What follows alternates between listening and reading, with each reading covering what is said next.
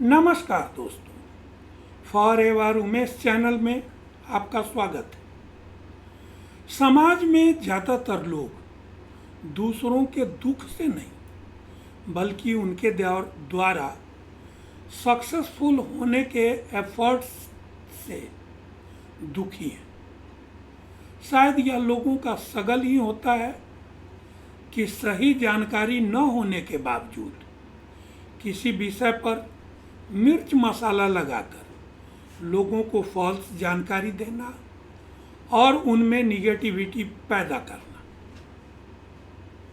कई बार लोग भावावेश में भी या अधिक सहृदयता के कारण भला करते करते ही दूसरों का बुरा कर देते हैं। वास्तव में यह उनकी नीयत में खोट के कारण नहीं बल्कि सही जानकारी के अभाव में होता है।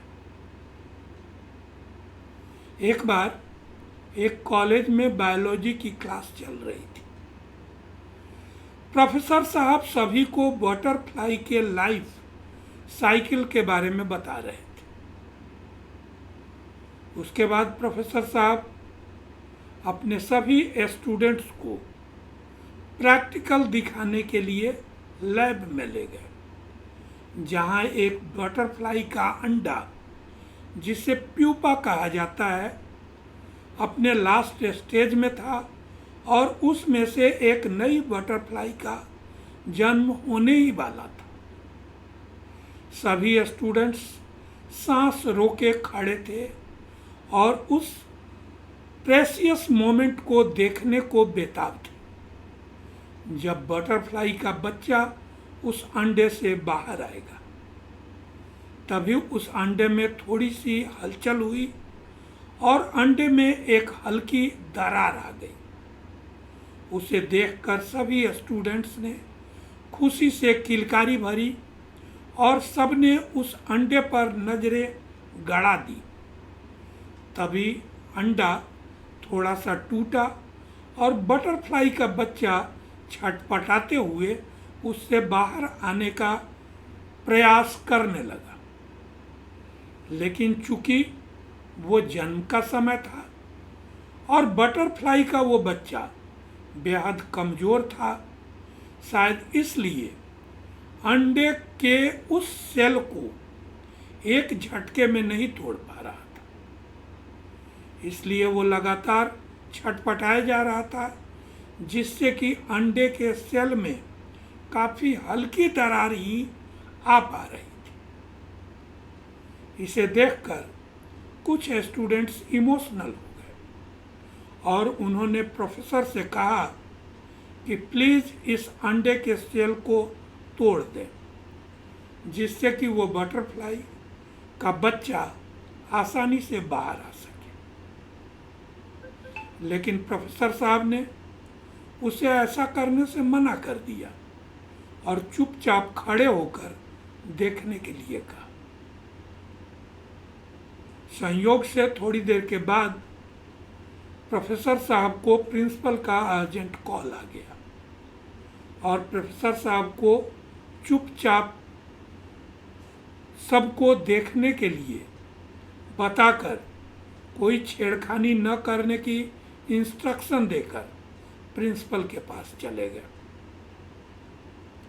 उधर बटरफ्लाई के न्यूली बॉर्न बेबी का छटपटाना उसी प्रकार जारी था। ध्यान से देखने पर मालूम चल रहा था कि बटरफ्लाई के उस न्यूली बॉर्न बेबी में कुछ लिक्विड जैसा लगा हुआ था, जिस कारण उसके पंख आपस में चिपके हुए और वो अंडे के सेल को एक झटके में नहीं तोड़ पा रहा है। लेकिन कई बार के छटपटाहट के बाद वो खोल के दरार को थोड़ा बढ़ा ही पा रहा था। ये सब देखकर एक स्टूडेंट से नहीं रहा गया। उसने आगे बढ़कर पेंसिल की नोक से अंडे को तोड़ दिया।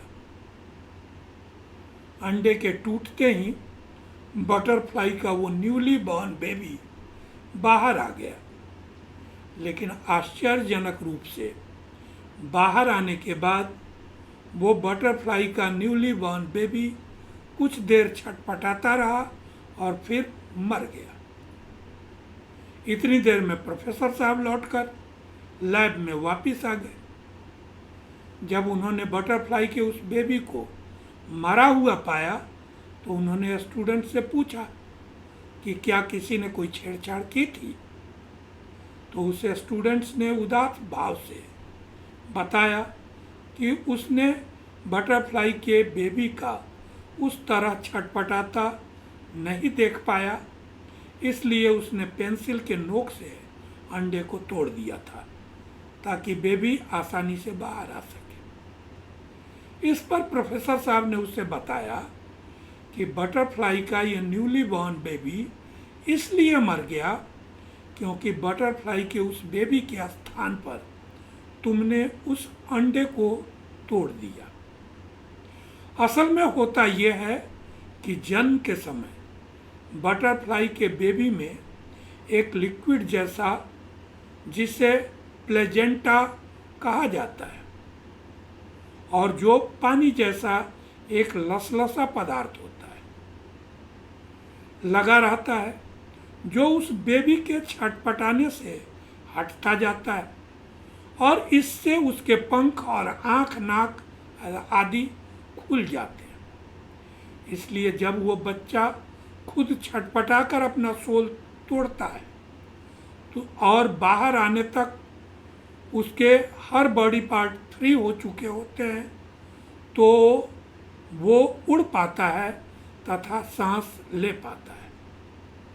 लेकिन चूंकि तुमने अपने पेंसिल के नोक से सेल को तोड़ दिया, इसलिए उसे बाहर आने के लिए छटपटाना नहीं पड़ा और इस कारण उसके बॉडी पार्ट्स फ्री नहीं हो पाए, जिससे न तो वो सांस ले पाया और न ही उड़ पाया।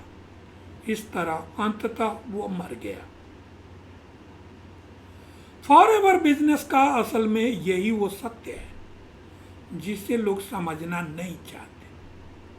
हर नया आदमी जो इस बिजनेस को ज्वाइन करता है वो रातों रात लखपति बनना चाहता है, मैनेजर बनना, कार प्लान अचीव करना चाहता है, लेकिन लर्निंग और कंसिस्टेंटली हार्ड वर्क नहीं करता है। जब उसके अपलाइन उसे मीटिंग अटेंड करने, एक्स्ट्रा एफर्ट्स करने के तरीके बताता है और अपने बिजनेस में इम्प्लीमेंट करने को कहता है तो वह बहाने बनाता है, अपनी रेस्पॉन्सिबिलिटीज़ गिनाता है और अंततः एक दिन वो बिजनेस को छोड़कर चला जाता है और फिर लोगों को निगेटिव करते हुए कहता रहता है कि मैंने भी फॉरएवर किया था, कुछ नहीं होता, सब बकवास है, लोग जुड़ते नहीं हैं, प्रोडक्ट्स मांगे हैं, कोई सपोर्ट नहीं करता, या ये फंसाने वाला बिजनेस है। कहते हैं ना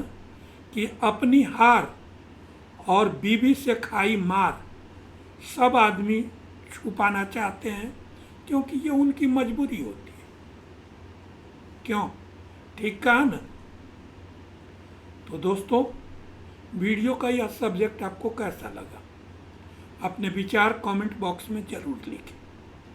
अगर यह वीडियो आपको इन्फॉर्मेटिव और नॉलेजेबल लगा तो इसी तरह के कंटेंट के लिए मेरे वीडियो को लाइक और चैनल को सब्सक्राइब करें।